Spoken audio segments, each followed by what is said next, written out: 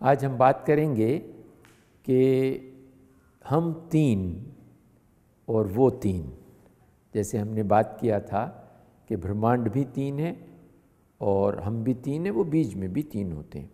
इन तीनों का अंतर संबंध क्या है, इसके विषय में हम चर्चा करेंगे कि मुझे ये बताना है कि जो आपके ये तीन हैं उन तीनों से कैसे जुड़े हैं।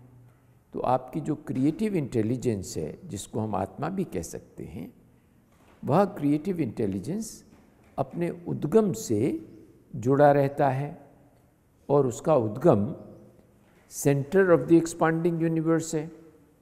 तो किस प्रकार वह सेंटर से जुड़ा है और उसका आउटर एक्सप्रेशन आपकी अटेंशन है। And attention is like a particle of light, और वो पार्टिकल ऑफ लाइट जो है वो ओमनी स्कैनर की तरह से काम करता है, सभी दिशाओं में देख सकता है और कुछ भी कर देने की क्षमता है, क्योंकि वो उसका अंश है जो ऑल नोइंग ऑल प्रिवेडिंग है। वह अटेंशन मेरे मन से जब होके गुजरती है तो मन तो पास्ट और फ्यूचर के विषय में इंफॉर्मेशन में डील करता है और लॉज ऑफ नेचर हैं उसमें, जो उसने अनुभव किए शरीर में, उसके आधार पर उसको उसका इंफॉर्मेशन रहता है। तो जैसे ही मेरा ध्यान उस इंफॉर्मेशन से गुजरता है और फिर वह ध्यान मेरे शरीर से होता हुआ इंद्रियों के माध्यम से नीचे को बाहर को दुनिया में फैल जाता है। तो ये जो ध्यान का विषय है, अब इसका हम लोग जान रहे हैं कि अंतर संबंध मेरे शरीर से और मेरे मन से क्या है।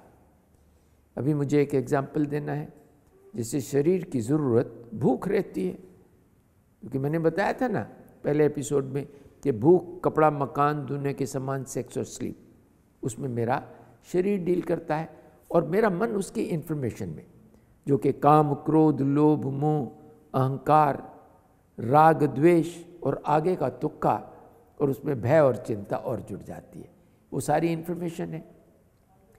लेकिन कार्य करने की क्षमता मेरे ध्यान में ही है। तो हम कहते हैं कि wherever the attention goes the divine energy flows. अब शरीर की ज़रूरत भूख ने मेरे ध्यान को घसीटा और मेरे ध्यान उस शरीर को लेके किचन की ओर जाते हैं। जैसे जैसे वो किचन की ओर जा रहा है और एक एक कदम रख के जा रहा है, वो ध्यान लेके जाता है आपको।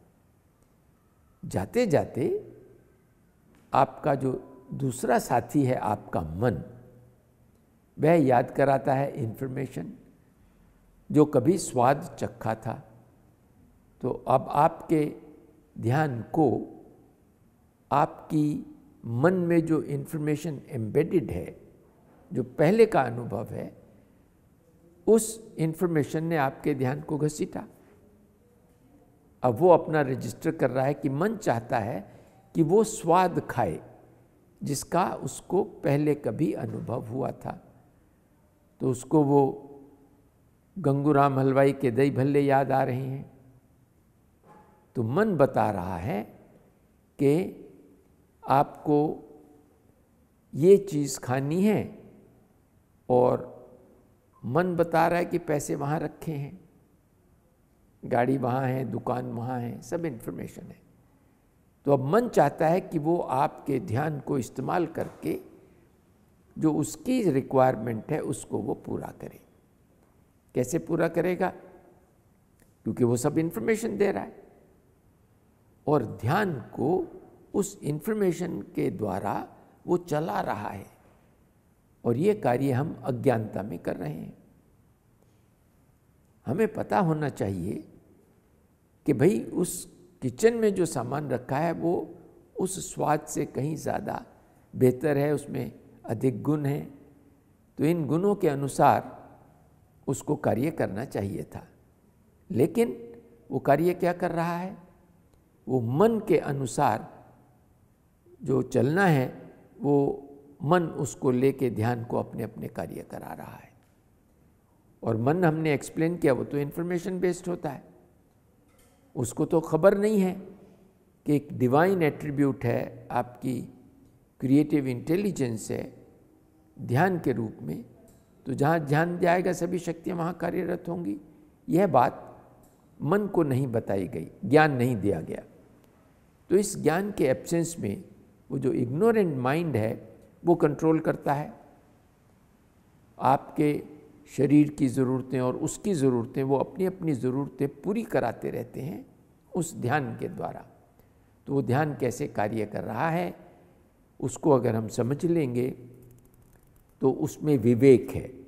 जैसे मैंने पहले बताया था कि प्रेम, दया, क्षमा, विवेक, धैर्यशील, नम्रता, निर्भीकता और बहुत अच्छे से प्लान करने की क्षमताएं, जिसको हम स्टेट ऑफ आर्ट प्लानिंग भी बोलते हैं, और उसके एग्जीक्यूशन की क्षमताएं, उसको कैसे कार्यरत करना है, यह सब जो गुण हैं उसके, और जस्टिस इत्यादि, let us face as it comes, तो उन गुणों से हमें चलना था।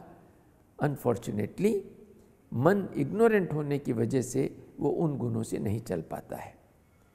तो आज हमने सिर्फ इतनी सी बात की कि आपका ध्यान, आपका मन और शरीर कैसे इस्तेमाल करता रहता है और मन को खबर ही नहीं है। तो इस बात को समाप्त करने के लिए मैं यही कहूँगा कि इस पर हम और चर्चा करेंगे अगले एपिसोड में। तो आज का ये एपिसोड हम समाप्त करते हैं। Thank you very much.